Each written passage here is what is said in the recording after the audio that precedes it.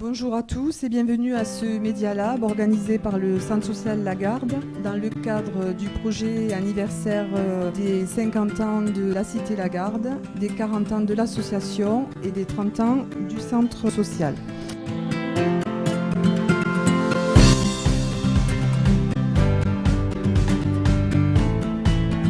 Tout au long de cette soirée, nous allons être accompagnés par notre dessinateur humoriste Staz, qui illustrera nos échanges. Pour ce plateau institutionnel, j'accueille Monsieur Soureya. Vous êtes directeur de la CAF des Bouches-du-Rhône. Monsieur Ferraud, vous êtes vice-président du conseil départemental, délégation aux centres sociaux. Madame Carrega, vous êtes adjointe au maire de la ville de Marseille et vous êtes à la délégation des centres sociaux. Tout d'abord, Monsieur Soureya, je voudrais vous demander une petite réaction par rapport au reportage que vous venez de visionner. Dire d'abord que c'est une très belle réalisation, dire que j'ai entendu une pleine représentation de ce que peut être un centre social. J'ai entendu des mots forts, j'ai entendu bonheur, j'ai entendu plaisir, j'ai entendu valeur. J'ai entendu quartier, j'ai entendu fête, j'ai entendu loisirs pour les enfants, j'ai entendu création commune, j'ai entendu tout ce qu'on imagine et tout ce qu'on devine et tout ce que l'on sait être un centre social. Donc c'est un témoignage extrêmement illustratif des missions des centres sociaux puisque plusieurs intervenaient.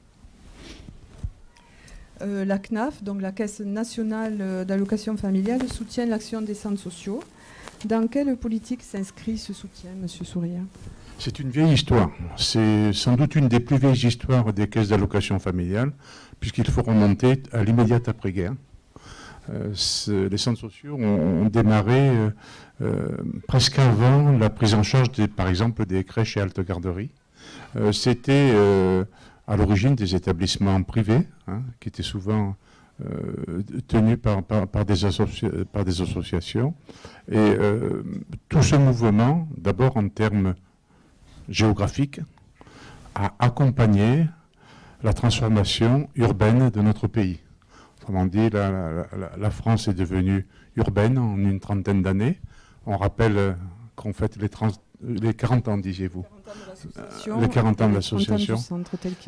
Il suffit, vous voyez, de se projeter dans les années 60. On est là au cœur des 30 Glorieuses, au cœur d'une période qui a vu se concentrer les gens dans les villes. Et il fallait recréer du lien, recréer des espaces. J'ai vu avec beaucoup d'intérêt les photos qui représentaient les habitants. Et de façon extrêmement parlante, vous mesuriez la distance entre le centre social et le lieu de naissance. Et j'ai vu des gens qui ont traversé le monde, j'en ai vu qui ont traversé la rue, et tout ça, ça fait un ensemble, j'allais dire presque un village, je ne sais pas comment mieux le dire, quelque chose où vous êtes installé dans une relation construite. J'ai entendu parler aussi de citoyenneté, de laïcité. Bref, vous portez en même temps la petite république que l'on constitue tous avec son entourage. Et ça, c'est très bien. Par rapport à toutes les difficultés qu'on peut rencontrer ici ou là. Donc je dis souvent, imaginons, et c'est ce qu'on dit souvent à la CAF, parfois on se pose la question du sens que l'on donne aux centres sociaux. En revanche, imaginons ce que serait un quartier comme celui de la Garde sans centre social. Voilà. Mais je crois que les habitants peuvent le constater. Dès que le centre social est fermé l'été, le quartier est vraiment triste et sans vie. Et oui. Je crois savoir que qu'il faut bénéficier d'un agrément CAF pour pouvoir fonctionner en tant que centre social. Est-ce que vous pouvez nous parler de cet agrément ? Comment est-il délivré? Sur quels critères? Et pour combien de temps? Alors, cet agrément est généralement délivré pour une période de 3 à 4 ans. Une période plus courte pour les débuts ou les nouvelles opérations dans les centres sociaux. En termes de modalités de l'agrément, il y en a 3 ou 4, il y en a 4. Je voudrais insister sur 2 d'entre elles. Il y en a une qui est centrale, qui a été évoquée tout à l'heure par une personne interviewée, c'est la fonction d'accueil. Un centre social, même s'il n'y a pas d'activité là, c'est une porte ouverte, avec quelqu'un qui doit accueillir. Et je crois que ça, c'est pour beaucoup de gens extrêmement précieux. On reconnaît la fonction d'accueil. Ça, j'insiste beaucoup là-dessus. La deuxième, et je crois qu'on aura l'occasion d'en parler encore, et je crois que c'est un des thèmes de la journée, c'est la participation des habitants. La participation des habitants n'est pas une conséquence de l'agrément, c'est une condition. Autrement dit, il n'y a pas d'agrément s'il n'y a pas, effectivement, dans le projet, dans la gouvernance, une participation effective des habitants. Ça veut dire, ça montre toute la valeur que l'on donne à l'agrément du centre social. C'est bien le sens qu'on veut y donner. Moi, j'ai parfois des images et je dis toujours que le centre social, c'est un cœur battant. Et ce cœur, on doit vérifier qu'il bat bien au service d'un quartier. Voilà, c'est un peu l'image qu'on aime renvoyer. Après, on a, bien entendu, des réalités sociales difficiles qu'on doit aussi traiter par le biais des équipements sociaux, par le biais des centres sociaux. Il y a des permanences sociales, il y a d'autres apports qui sont faits en direction des familles, on l'a dit tout à l'heure, de toutes les catégories sociales. Je crois que c'est important. Voilà. Je voulais rebondir sur la participation des habitants qui est fondamentale pour la CAF, mais bon, vous l'avez bien évoqué, donc je vous remercie.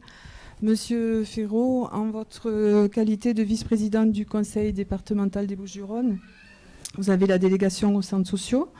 Est-ce que vous pouvez nous dire ce que vous attendez de l'action des centres sociaux et pourquoi le conseil départemental soutient financièrement ces structures? Écoutez, je vais répondre à cette question, mais je crois que le film réalisé par vos amateurs, qui s'avèrent être presque de bons professionnels, répond parfaitement à la question. Vous savez que malheureusement, les relations des institutions comme le conseil départemental et l'État deviennent aujourd'hui difficiles. Vous savez que maintenant, on est dans un pays qui malheureusement a des problèmes financiers, un pays qui accorde avec de plus en plus de difficultés aux communes et à tous les EPCI, c'est-à-dire à tous les établissements comme le conseil général, le conseil régional, il y a une baisse des subventions à tous les niveaux. Parce que les conditions d'exercice de la vie de tous les jours, elles sont plus difficiles pour vous, elles sont plus difficiles pour tous les Français, je crois, à des degrés divers, bien entendu. Elles sont difficiles pour l'État. Donc l'État, étant moins riche ou disons plus pauvre, accorde moins de largesse à toutes les collectivités qui sont là pour aider et se mettre à disposition de leur population. Parce que je rappelle quand même une notion de base, c'est qu'un élu, théoriquement, un élu, il n'est pas là pour se servir, mais il est là pour servir les autres. Donc à partir de ce moment-là, les élus du conseil départemental soutiennent l'action des centres sociaux, puisque c'est ma délégation, donc je m'efforce de la remplir au mieux. Et ce qu'il faut retenir, c'est la volonté politique du président Martine Vassal, qui a été élu il y a 1 an avec nous, c'est que malgré ces difficultés financières, malgré ces contraintes qui nous sont imposées, elle a décidé de, envers et contre tout, continuer une action forte au service des centres sociaux. Et je peux vous dire que tous les élus que nous sommes au conseil départemental, y compris ma collègue et amie Madame Carrega, nous avons été obligés de baisser les subventions de toutes nos délégations d'environ 20% pour se mettre au niveau de ce que l'État nous donne aujourd'hui, puisque plus on ne peut pas. Une des rares délégations qui a bénéficié de l'absence de baisse, c'est justement les centres sociaux. Parce que quand on m'a dit il faut faire des économies dans ta délégation, je m'occupe aussi de l'animation des seniors. Ben écoutez, quand il s'agit de l'animation des seniors, on peut rogner un petit peu sur les apéritifs, sur les goûters, sur certaines fournitures, sur certaines sorties. On peut diminuer un petit peu. C'est comme dans une famille, quand il y a plus de difficultés, eh ben on peut éviter une sortie, on peut éviter un cinéma. Donc dans cet esprit, on peut le faire. Par contre, j'ai essayé d'expliquer à Mme Vassal et à ses représentants qu'au niveau des centres sociaux, ça n'était pas possible, qu'on ne peut pas faire d'économie, et cette décision a été parfaitement validée par Mme Vassal. C'est donc vous dire que l'engagement du conseil départemental à vos côtés pour défendre l'action dans les centres sociaux, elle est totale et entière. Voilà. J'ai répondu à votre question. Merci, tout à fait.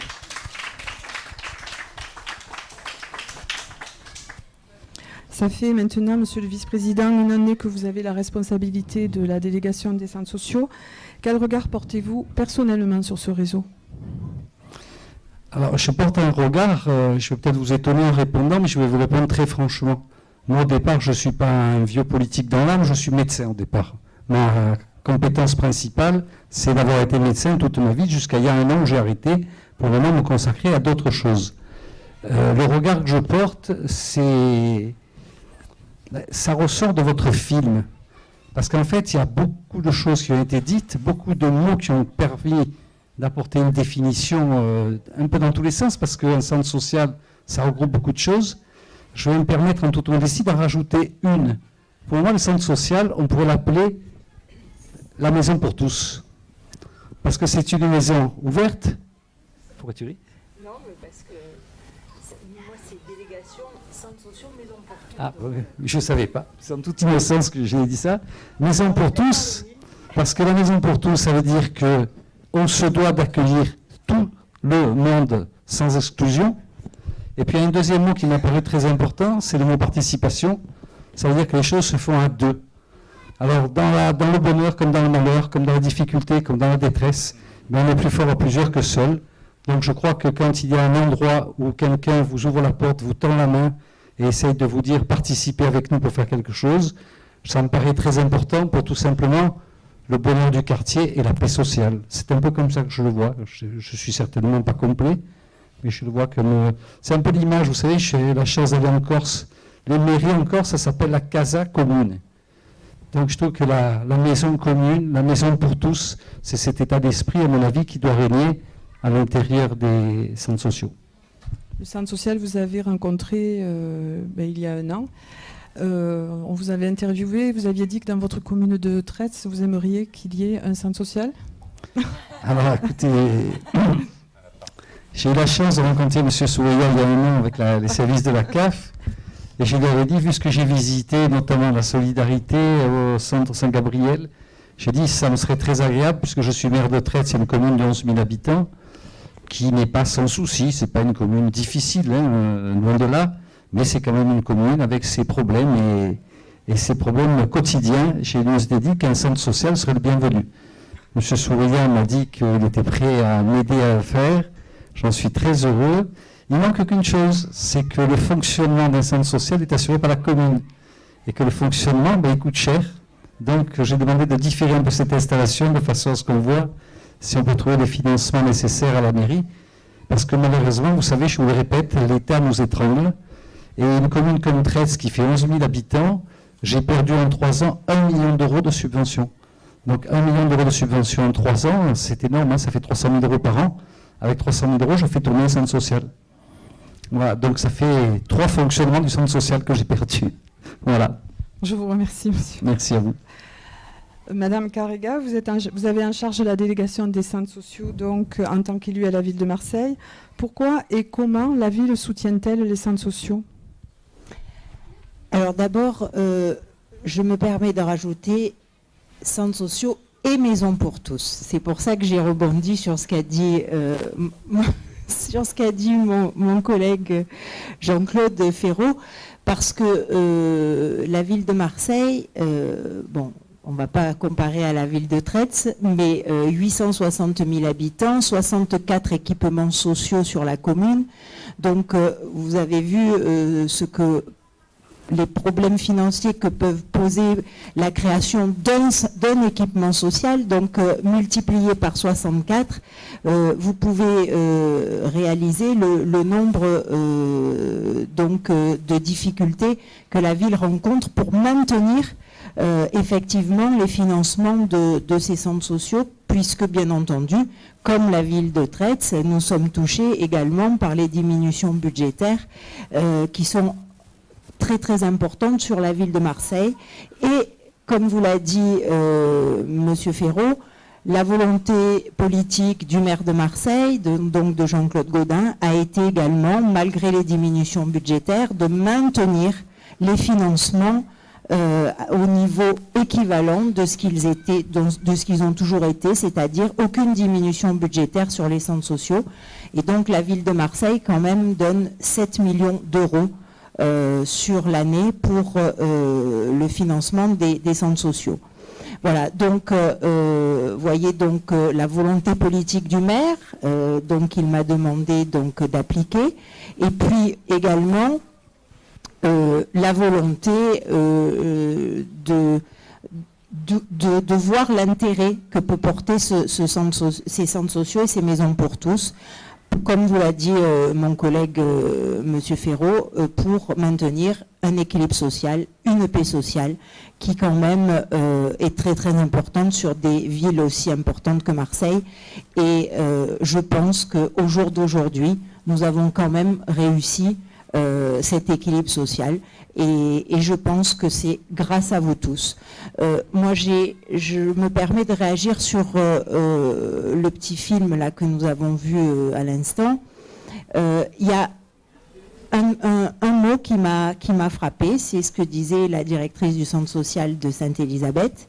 C'est une seconde maison. Voilà.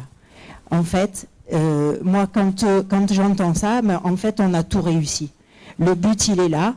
C'est une seconde maison, c'est un accueil pour tous, une maison pour tous. Et il faut vraiment, et ça je le vérifie puisque je suis quand même déléguée aux centres sociaux, aux maisons pour tous depuis 2008. Donc j'ai fait quand même l'ensemble, le tour de tous les équipements sociaux. Et la réussite d'un équipement, c'est ça.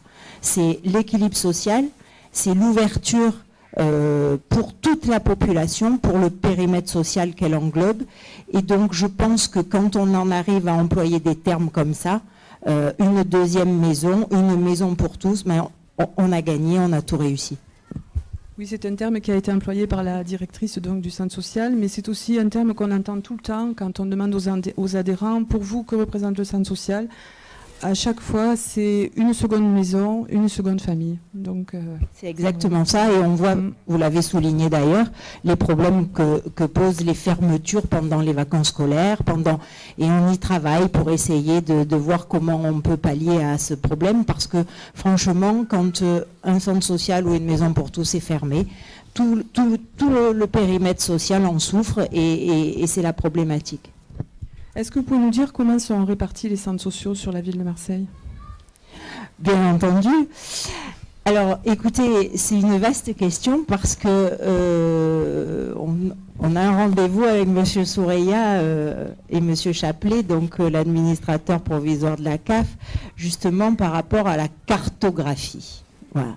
Donc, sur l'ensemble de la ville et du département, il y a une cartographie qui est définie par les institutions, en l'occurrence par la CAF et par les partenaires. Et donc, au jour d'aujourd'hui, nous sommes en pleine restructuration de cette cartographie. On y travaille et je remercie les équipes de la ville de Marseille représentées par Fabrice D'Arietto pour le travail qui a été accompli depuis de nombreux mois, parce qu'ils sont allés rendre visite à tous les équipements sociaux de la ville pour voir un petit peu comment on pouvait élargir ce périmètre social et pouvoir pallier au manque de périmètres qui n'étaient pas recouverts par un centre social. Alors ici, vous n'avez pas trop à vous plaindre parce qu'il y a quand même plusieurs structures. Il y a la Roosevelt-Plan, il y a le centre à côté qui est géré par Léo Lagrange. Donc au niveau d'ici, de ce périmètre social, il n'y a pas de grosses problématiques. On ne va pas pouvoir ouvrir un nouvel équipement. C'est pas possible parce que bien le périmètre social est bien respecté. Mais il y a des secteurs sur Marseille qui manquent cruellement de couverture sociale, donc au niveau des équipements. Et donc c'est ce que nous faisons au jour d'aujourd'hui avec tous les partenaires, la ville de Marseille, le conseil départemental et la CAF bien sûr qui est notre principal partenaire, pour justement retravailler cette cartographie et essayer de la modifier pour que tous les périmètres de la ville soient recouverts. Je vous remercie. Donc je vais vous poser une question à tous les trois, je ne sais pas qui va vouloir répondre, par rapport à la convention cadre. Vous êtes tous les trois signataires de la convention cadre. Est-ce que vous pouvez nous dire quels sont les autres signataires et puis nous expliquer qu'est-ce que c'est que cette convention cadre? Je commence. Oui, quelques mots de présentation de la convention cadre. D'abord pour souligner son extrême originalité. Nous sommes le seul département à avoir une convention cadre de cette ampleur. Donc toutes les communes du département, la plupart des communes sont engagées dans la convention cadre. Il y a bien sûr le conseil départemental, la ville de Marseille et l'État. Également, fait très rare, la région PACA qui aussi. Donc l'ensemble des partenaires se retrouvent régulièrement, alors dans des instances un peu générales, mais aussi dans des instances très techniques, d'accompagnement, de suivi des centres sociaux. Et ça permet d'avoir deux choses fondamentalement. Une sécurité pour les institutions dans leurs relations aux centres sociaux et une sécurité pour les centres sociaux dans leurs relations aux institutions, parce qu'on inscrit dans la durée, avec des fréquences de renouvellement de 3 ans, de 4 ans, nos engagements partenariaux et notamment financiers en direction des centres sociaux. Donc c'est un instrument précieux de coopération importante entre des institutions qui se retrouvent sur un projet commun. Je vous remercie. Vous avez quelque chose à rajouter, Monsieur Ferraud? Monsieur Souris a tout dit, donc je dirais simplement que non seulement c'est un outil très complet, mais c'est un outil qui est le garant pour vous d'une certaine souplesse.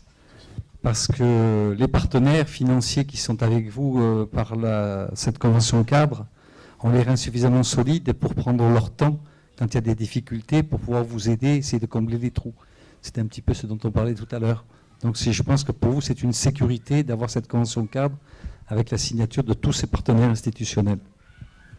Madame Garriga, vous voulez rajouter quelque chose? Rien de plus, parce que, bon, effectivement, M. Soureya a tout dit au niveau du fonctionnement même de la convention cadre, un outil très précieux qui est le socle, en fait, de notre partenariat et de notre collaboration.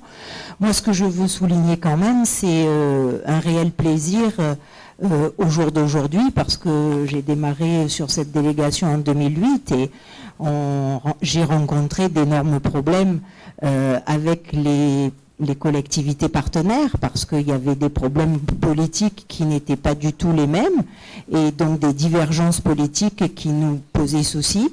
Au jour d'aujourd'hui,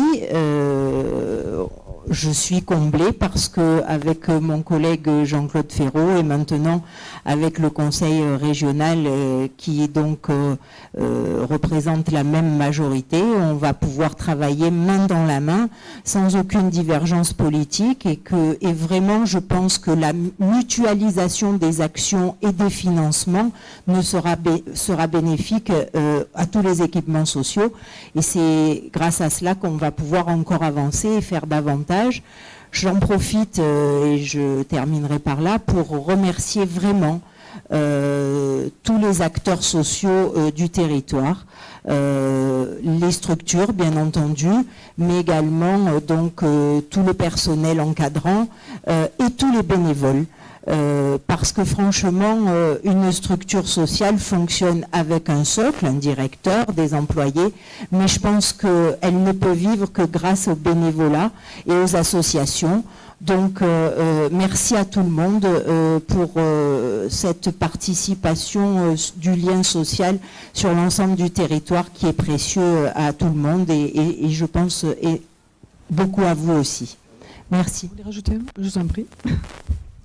Oui, si je peux me permettre de rajouter un mot, je dirais que l'intérêt pour vous qui vivez dans ces centres sociaux, n'hésitez pas de temps en temps à inviter des personnalités de l'extérieur, parce que c'est eux qui vont parler de vous.